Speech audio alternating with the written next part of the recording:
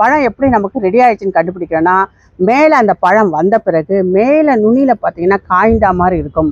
அப்போ அந்த பழம் நம்ம அறுவடைக்கு ரெடி ஆயிடுச்சுன்னு நினச்சிக்கலாம். அதுக்கப்புறம் வந்து என்னென்னா, பழம் வந்து அடியில் மண்ணுக்கிட்ட இருக்கும்போது என்ன பண்ணணும், மேலே வந்து ஒரு ஒயிட்டாக ஒரு க்ரீனும் இல்லாமல் வெள்ளையும் இல்லாமல் ஒரு ஷேடிங் மாதிரி இருக்கும், ஒரு வெள்ளை கலரில் இருக்கும். அப்போ வந்து இந்த பழம் ரெடி ஆயிடுச்சுன்னு நினைக்கலாம்.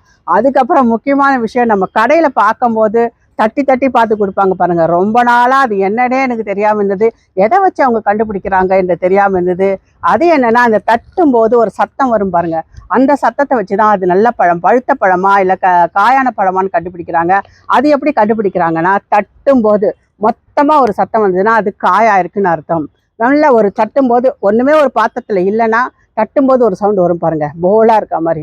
அந்த மாதிரி வந்தால் நல்ல பழுத்த பழம். அதை வச்சு தான் நம்ம கண்டுபிடிக்கணுங்க. நம்ம மாடி தோட்டத்தில் வச்சு அறுவடை பண்ணும்போது கண்டுபிடிக்கிறத விட கடையில் போய் வாங்கும் போதும் இதெல்லாம்